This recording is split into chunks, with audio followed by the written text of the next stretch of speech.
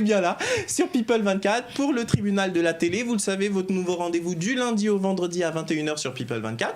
Les téléspectateurs, vous pouvez venir ici sur notre plateau pour nous parler de ce qui vous a marqué cette semaine à la télévision ou dans les médias, ou pour parler d'une émission en particulier, d'un personnage en particulier. C'est votre rendez-vous. Comment ça se passe? C'est très simple. Vous allez du côté du site internet de la chaîne à l'adresse www.people24.tv, rubrique casting, et vous vous laissez guider. Si vous voulez participer à notre émission, vous choisissez bien sûr le programme Le Tribunal de la télé. Vous l'avez constaté autour de la table, il y a plusieurs téléspectateurs, et immédiatement je vais donner la parole à Georges. Georges, de quoi vous voulez nous parler aujourd'hui? Alors moi aujourd'hui je vais parler de l'émission de télé-réalité qui s'appelle 10 couples parfaits. Parce que moi je la suis quotidiennement. Et on n'en parle pas trop de cette émission en fait. On parle plus des Anges, des Marseillais. Je les aime bien, j'aime bien regarder ça, mais 10 couples parfaits aussi, j'aime bien depuis la première saison. Parce qu'il y a un vrai but à la fin de cette émission. Il y a du jeu, il y a de la stratégie, de la manipulation parfois. Donc tout ça, j'aime ça. Donc le but, le jeu, la stratégie, la manipulation, c'est ça le but? Ou il y a un autre but, rassurez-moi? Non, le but essentiel, c'est de gagner, de remporter les 200 000 euros. Oui, je m'en doute. Ouais. Mais effectivement, pour y parvenir, il faut manipuler, il faut... etc. C'est de la télé-réalité, quoi. Oui, voilà. D'accord, ok. Bon, je vous applaudis, Jean, parce que vous n'êtes pas le seul, rassurez-vous. Hein. Beaucoup de personnes qui regardent la télé-réalité, c'est les mécanismes qu'ils aiment. Je vois Adrien qui sourit. Vous, la mécanique de la télé-réalité, c'est... Bon, cette émission-là, j'ai un peu honte de le dire, mais c'est vrai que je la regarde. Juste avant, il faisait un regard genre non, je suis pas d'accord et tout. En fait, il fait menteur. En vrai, quand j'ai envie de penser à rien, je regarde ça m'aide bien. Non. Ça, alors il faut que je vous dise, Adrien, vous ne le savez pas, mais ça, c'est l'excuse que beaucoup de téléspectateurs nous disent. C'est-à-dire que quand ils viennent là, quand on regarde ça, voilà. C'est quand j'ai rien à faire, de temps en temps. Mais faut assumer. C'est un peu un plaisir coupable, j'avoue. Après, cette émission-là. Le concept, faut le dire, le concept clairement, c'est que tout le monde se pécho.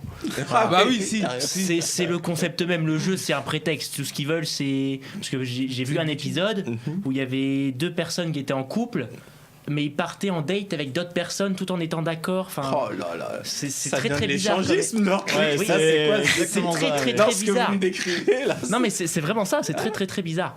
Et moi je connais pas l'émission, donc je veux pas porter de jugement. Après dans cette émission, il y a un peu moins de clash, c'est un peu plus audible comme émission, donc c'est un peu mieux de ce point de vue-là, mais ça reste quand même pas très recherché, même si, faut avouer que ça marche. D'accord. Ok, merci Adrien. En tous les cas, c'est votre point de vue et ça nous permet d'avoir votre réaction en tant que téléspectateur. D'ailleurs, vous, chers amis téléspectateurs, si vous voulez réagir, n'hésitez pas. Vous avez le hashtag comme ça, le tribunal de la télé. Vous nous dites un petit peu ce que vous pensez. Vous voulez rajouter quelque chose sur l'émission? Oui, un dernier je vous en prie. En fait, ce que j'aime aussi dans Du coup parfait, c'est que c'est des candidats, la majorité des candidats sont anonymes. C'est pas des gens connus, donc ils sont moins faux en fait que certains candidats qu'on peut voir dans les autres. Ouais, ils connaissent pas vraiment les codes. D'accord, Vincent. Je vais peut-être dire une bêtise. Il y avait pas une personne connue dans la deuxième saison. C'est pour ça que j'ai dit la majorité des gens. Il y a juste Mélanie. Oui, voilà, il y avait Mélanie. Ouais, c'est ça. Ouais. Elle est passée là dans cette saison-là. Oui. Ouais.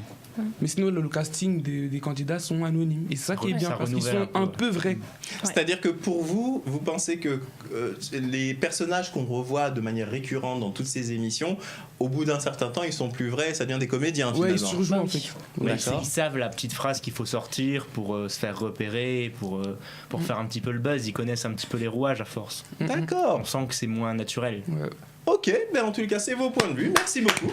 Immédiatement, un jingle et juste après, parole, c'est Vincent.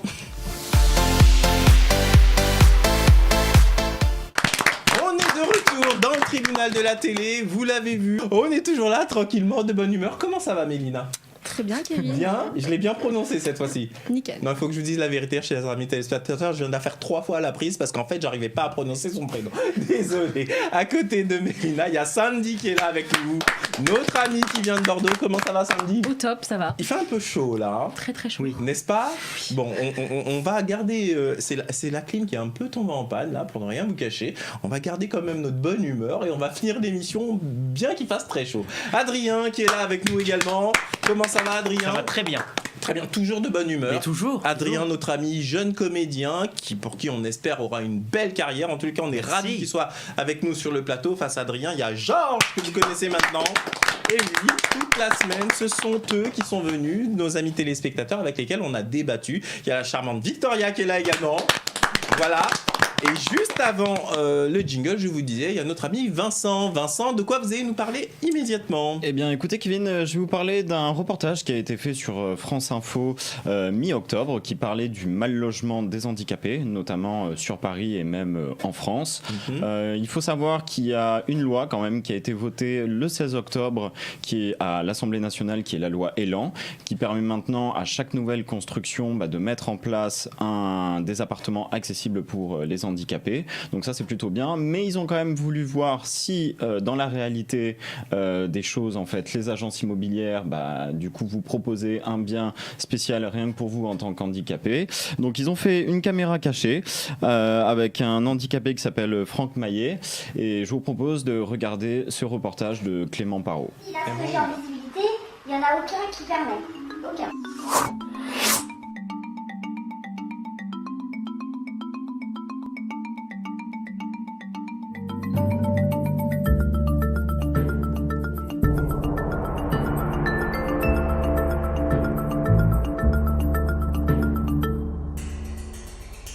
Fait croire beaucoup de choses à la population française en disant que les personnes handicapées sont énormément aidées ou sont aidées et que on pense sérieusement à leur bien-être.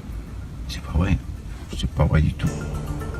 C'est ce qu'on fait croire. Comme vous avez pu le voir, c'est très compliqué pour un handicapé, en tout cas sur Paris, d'avoir un bon logement et d'être logé. Il faut savoir que cette personne, en fait, a été contactée une semaine après par une agence immobilière qui lui a dit qu'ils avaient des biens pour lui, sauf que le problème, soit il y avait à certains endroits des escaliers, soit les appartements n'étaient absolument pas adaptés pour une personne handicapée.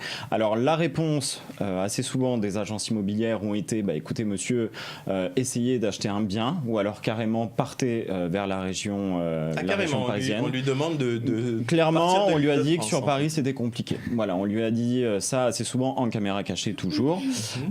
C'est quand même assez dramatique parce qu'il faut savoir que près de 19% des personnes au chômage sont représentées par les handicapés, que c'est représentatif aussi par une certaine pauvreté également. Donc ces personnes-là n'ont pas forcément l'opportunité de pouvoir acheter un bien, mais grâce à cette loi Elan qui est passée pour les nouvelles constructions, normalement ça va être accessible pour les handicapés. Le seul problème, moi, qui m'a quand même assez frappé également, c'est qu'il faut savoir que Paris est très très très mauvais pour l'accessibilité pour les handicapés. Je vous donne un exemple. Sur près de 303 stations de métro, il faut savoir que 9 stations de métro seulement sont accessibles pour les handicapés. 9 ? Oui, pour une capitale qui n'est pas pauvre, mais là, c'est juste choquant. Pour moi, je trouve ça très dramatique. Voilà, Attendez, quand vous dites 9 stations, 9 stations de métro sur 303, ça veut dire 9 stations équipées par exemple d'un escalator ou d'un ascenseur spécifique. Exactement. Et moi, j'ai même vu ah oui, ça me semble écoutez, incroyable. Non, pas forcément, parce que je peux même prendre un exemple. Il y a 2 semaines, j'ai rencontré quelqu'un qui était en fauteuil roulant.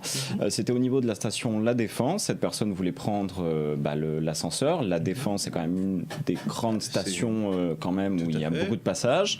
On lui a dit, monsieur, écoutez, allez à l'autre station, ça sera peut-être plus pratique pour vous. Dans carrément. Une grande capitale comme Paris, qui a quand même des moyens et de l'argent, on n'est pas foutu de mettre en place des choses pour les handicapés. Et du coup, ces pauvres gens, ils font ce qu'ils peuvent, mais la vie n'est pas forcément facile pour eux, très clairement. Là, clairement, merci Vincent d'avoir aborder ce sujet. Bon, nous, autour de la table, on est valide, tant mieux pour nous, mais c'est vrai que il faut penser à ces personnes. Vous en pensez quoi, Adrien, de ce...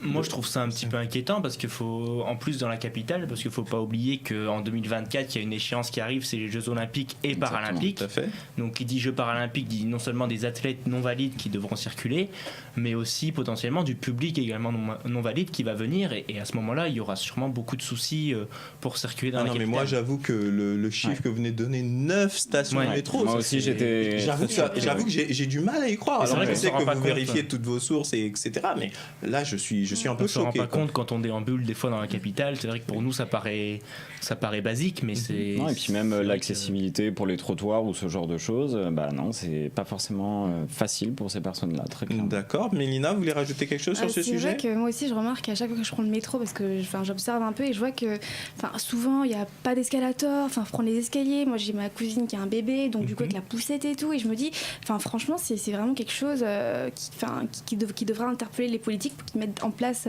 des solutions pour ces personnes-là, parce que ils font partie de la société, ils ont aussi besoin d'être dans de bonnes conditions. Tout à fait. Bon, en tous les cas, merci encore une fois, Vincent, d'avoir parlé de ce sujet aujourd'hui dans l'émission.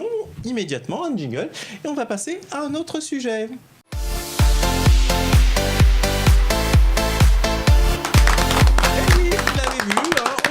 Tranquillement, on n'a pas bougé. Nouveau sujet. La parole est à Sandy. Sandy, on vous écoute. Alors, je voulais parler de Carla des Marseillais, qui est en couple avec Julien Bert. Alors, il faut préciser que Sandy, elle, il y a 2 émissions, c'est les Marseillais et les Anges. Donc, on vous écoute, Carla. Alors, Carla, elle était en couple avec Julien.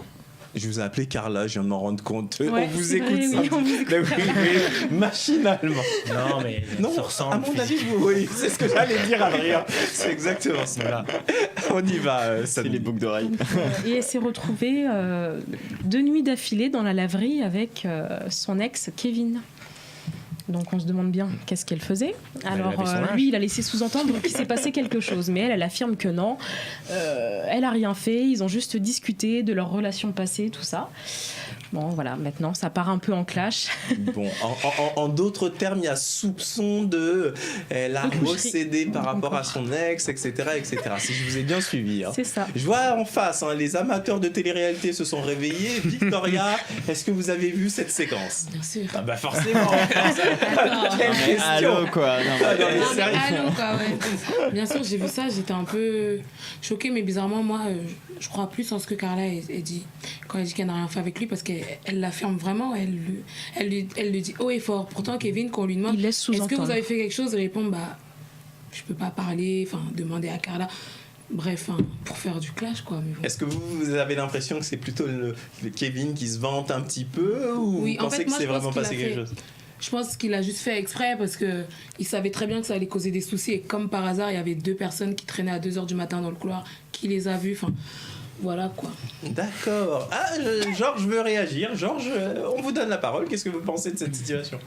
Moi, je trouve que Kevin, il fait exprès de faire tout ça pour rendre jaloux un peu Julien. Est-ce qu'il est jaloux aussi de la relation parce qu'il est resté longtemps avec Carla, et ça fait toujours mal de voir la personne qu'on a aimée dans les bras de quelqu'un d'autre. Donc, clairement, dans ce sens, je le comprends, mais de faire semblant ou de faire des sous-entendus, je le trouve moins cool. D'accord, c'est un peu bas, ouais, c'est ça. C'est bas. D'accord. Ben Adrien, on va vous laisser conclure. Il adore. Il n'y a pas grand-chose à non, avec cette histoire de... On le laisse avec le fond. Tu regardes de temps en temps. Non, Je zappais. Voilà, avec cette histoire de laverie, on peut dire que Carla est dans de beaux draps. Joli. Eh ben c'est une bonne conclusion sur ce point-là. Immédiatement, c'est la pub sur People 24, et juste après la pub, de quoi vous allez nous parler, Adrien ? Un sujet sérieux. Sérieux. Du téléfilm qui est passé sur TF1 récemment. Et qui s'appelait ? Ils ont échangé mon enfant. Ah, ça, effectivement, ça a suscité pas mal de réactions, et on va en parler dans un instant. Tout de suite, c'est la pub.